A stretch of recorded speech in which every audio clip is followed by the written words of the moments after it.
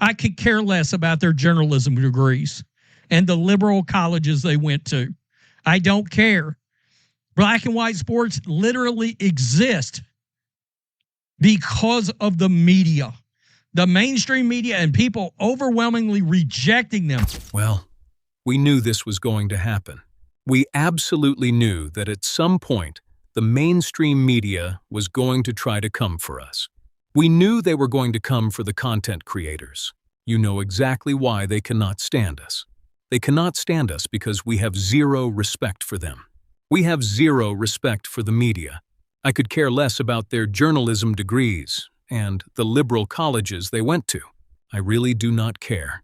Black and white sports literally exists because of the media. We exist because the mainstream media failed, and people are overwhelmingly rejecting them. There was absolutely no opposition in the sports world 6 years ago. 6 years ago, when we started, myself and John Matrix, there were maybe 2 platforms calling out that nonsense. In 2020, it was Outkick and us. That was literally it. Flash forward to today, and we are sitting at 665,000 subscribers across 4 different channels, pulling in 75 million views. And guess what? We are still getting under these people's skin. We are absolutely living rent-free in their heads. And now they are going after Ben Daniel. They are going after everybody. I mean, somebody went after CS Sports last week, pumping his chest out. Grant Young, yes, I am calling you out by your name. He actually thought he would flex on CS, and I stepped in and said, "Flex on me. I have a much bigger platform than you do. Plain and simple." I mean it. That journalism degree means absolutely nothing to me. I have zero respect for you people. None whatsoever. And there is a very specific reason why people watch creators like us. It is because we will not sugarcoat anything. We are not going to hold back. We are going to call out the fact that The Ringer is writing yet another article about content creators and influencers, simply because they do not like what we have to say. No, they really do not like our politics. That is very much a massive part of this whole situation. I did some research on the author of this article, and the parents of the author, and all that background. Oh yeah, I am completely sure they hate my flag-flying attitude. I am sure they absolutely loathe me. And you know what? I am good with that. I am entirely comfortable with that. I have watched this exact same scenario play out with Hollywood. I watched it happen with Nerdrotic, with Gary, my boy Jeremy Griggs, Geeks and Gamers, the critical drinker. The media tried all of this with them too. The media tried coming after them because they absolutely would not sugarcoat anything, and they refused to bow down to Disney and all these other massive entertainment entities. And what happened? Those creators just went out there and started burning their false narratives to the ground. So now we have this ridiculous article that has come out in the sports world. And of course, you get people like Grant Young coming out and saying things like, "Oh, the people that need to read this cannot comprehend it." Because what? Are you a Rhodes Scholar now because you possess a journalism degree? Are you the next Stephen Hawking just because you got a piece of paper that says journalism on it? Let me tell you something. When I run out of toilet paper, send me your journalism degree and I will use it to wipe myself. I have absolutely no respect for these people, and I never will have any respect for them. You literally have a WNBA player out there who openly co-signed violence, and instead of covering that, instead of holding the players accountable, you are sitting there writing hit piece articles about YouTubers. We called out the Indiana Fever because we did not like how they handled Caitlin Clark's injury the other day. We called out how the entire situation was being reported by the team. And oh, suddenly that is a massive problem. That is a huge problem for you media people. You all are writing long articles about us doing our jobs. By the way, the WNBA actually sent a message to the Fever about that exact same situation. Remember that? They actually had a problem with it internally, but because we were the ones who publicly called them out, Suddenly, it is an issue. Let us just scroll down through this article. I am not even going to waste your time with a lot of this crap because it is complete nonsense. It is written at the level of 3-year-olds. The article says, from the moment Clark entered the mainstream consciousness, she has been tied to an enemy of some sort, whether it is Angel Reese, Diana Taurasi, the referees, or the league itself. Okay, let us pause right there. I mean, the media literally accused their entire fan base of being racist purely because of the Angel Reese situation. Diana Taurasi showed Caitlin Clark absolutely no respect when she was coming into the league. We called that out. We highlighted exactly what was happening in front of our eyes. And somehow, we are the problem. Okay, gotcha. No problem at all. The article goes on to say that the Reese rivalry is cool for now, and Clark wears Taurasi's Team USA jersey while plotting with her, and she's even pretty happy with the refs these days. The article claims the WNBA is not just Caitlin or nothing anymore.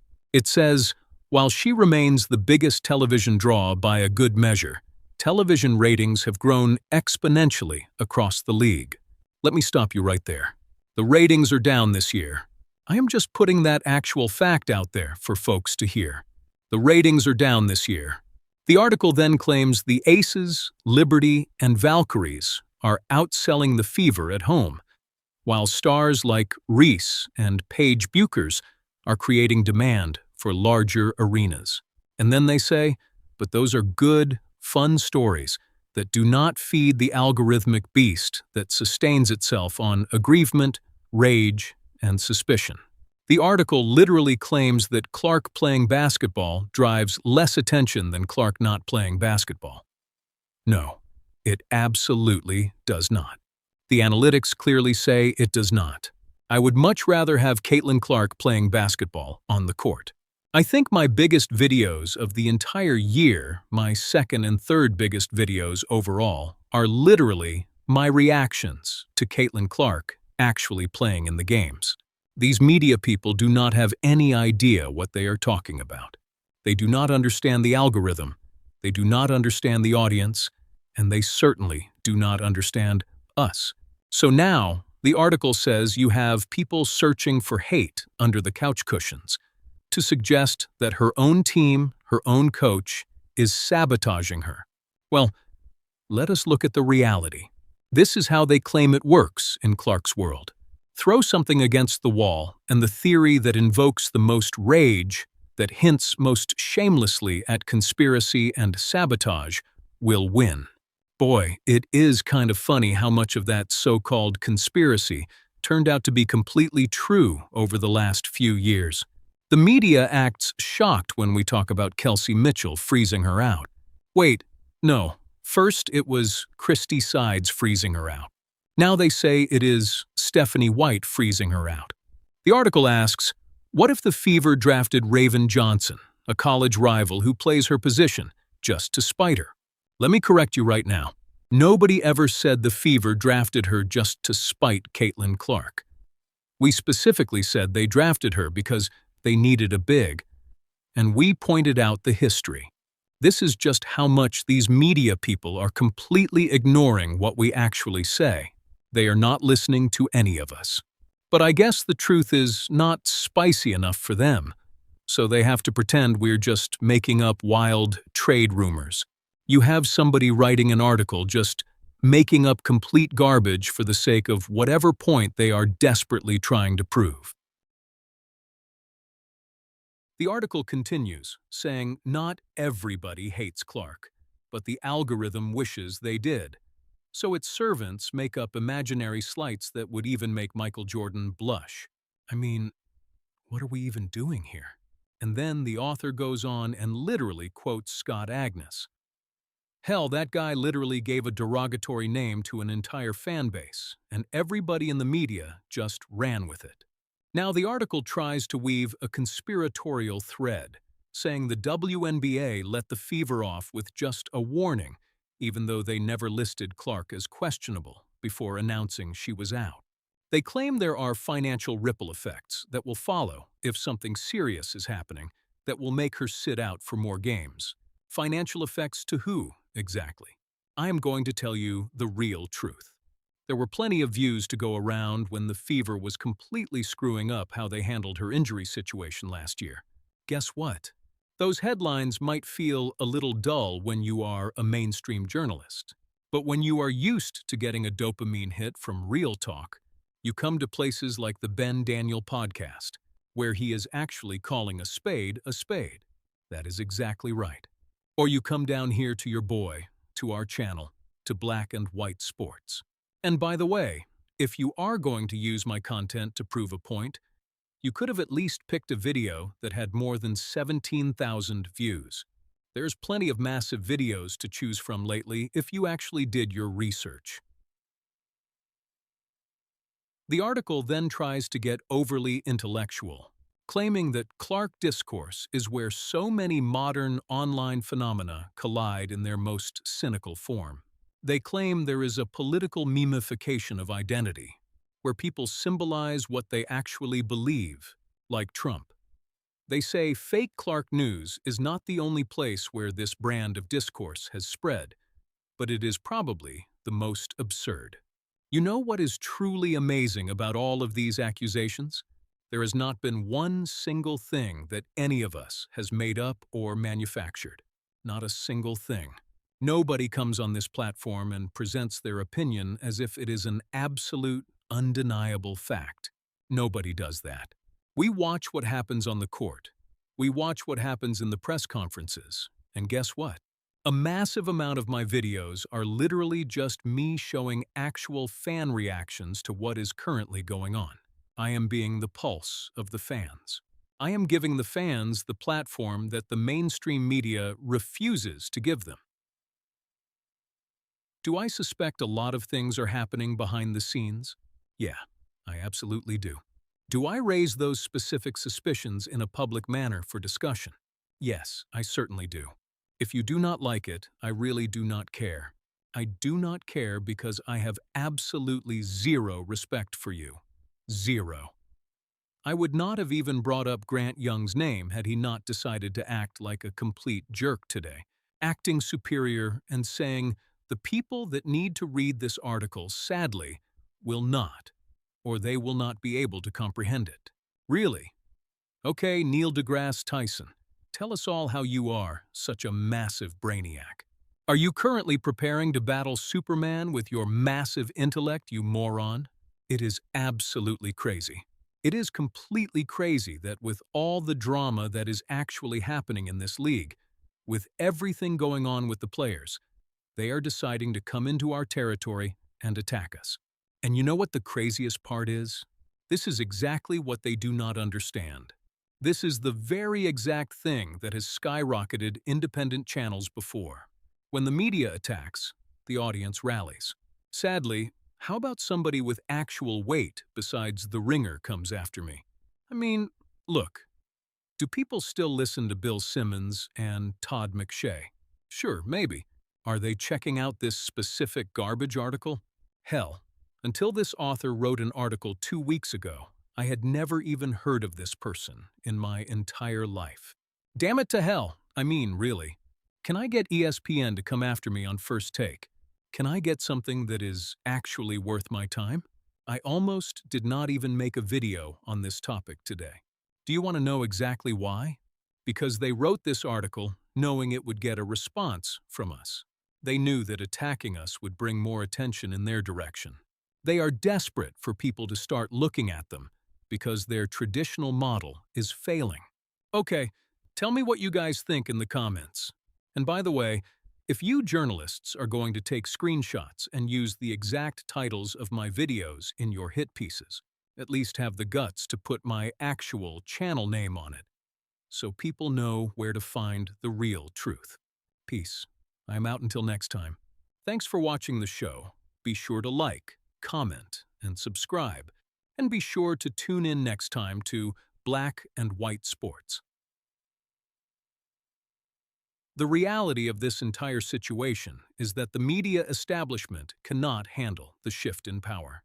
They spent decades controlling exactly what sports fans were allowed to hear, allowed to think, and allowed to discuss.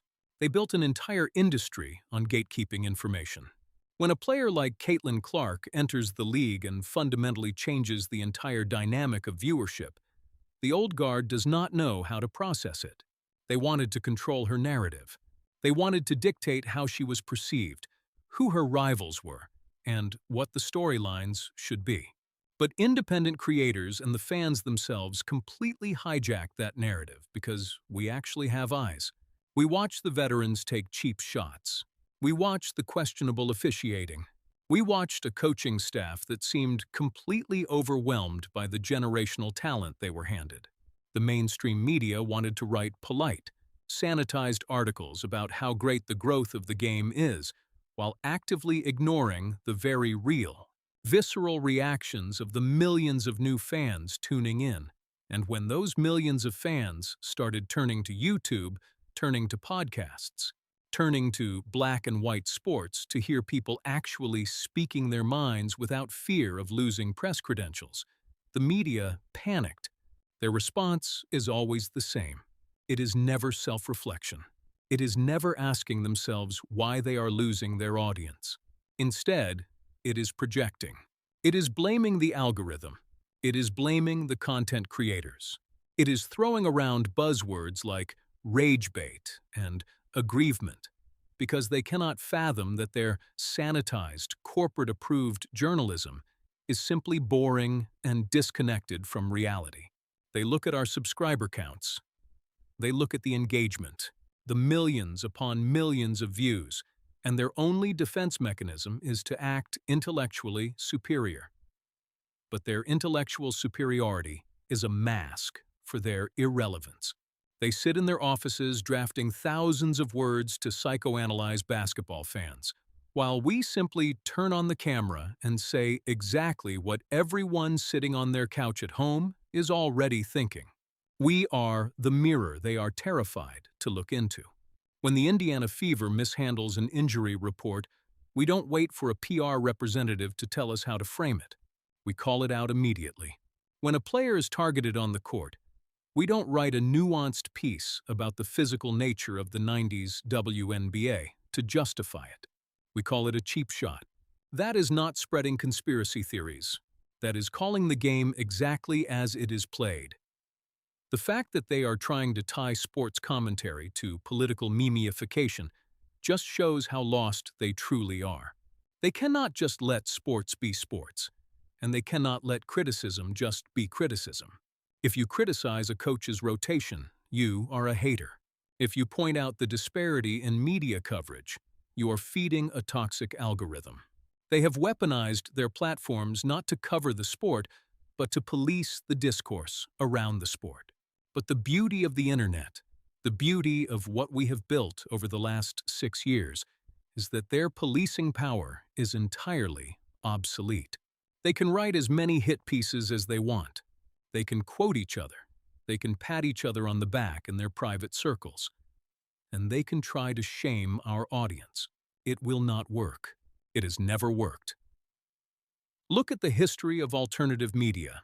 Every single time the mainstream establishment attempts to crush independent voices, it acts like gasoline on a fire. It validates exactly what we have been saying from day one. By writing articles about how dangerous or toxic we supposedly are, they are effectively telling their readers that we are the only ones telling the truth. It is the ultimate backfire.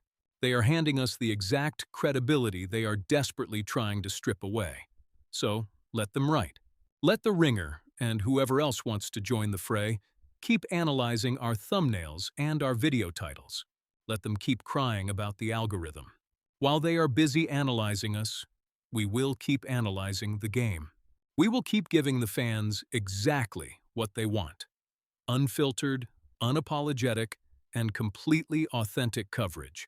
We will continue to cover Caitlin Clark, the Indiana Fever, and the rest of the league without filtering our opinions through a corporate PR department. The media created this environment by abandoning the fans, and now they have to live with the monster they created. We are not going anywhere. The numbers are only going up. The influence is only getting stronger. And until they understand that they are the ones out of touch, not us, they will continue to write irrelevant articles for an ever-shrinking audience, while we continue to dominate the conversation.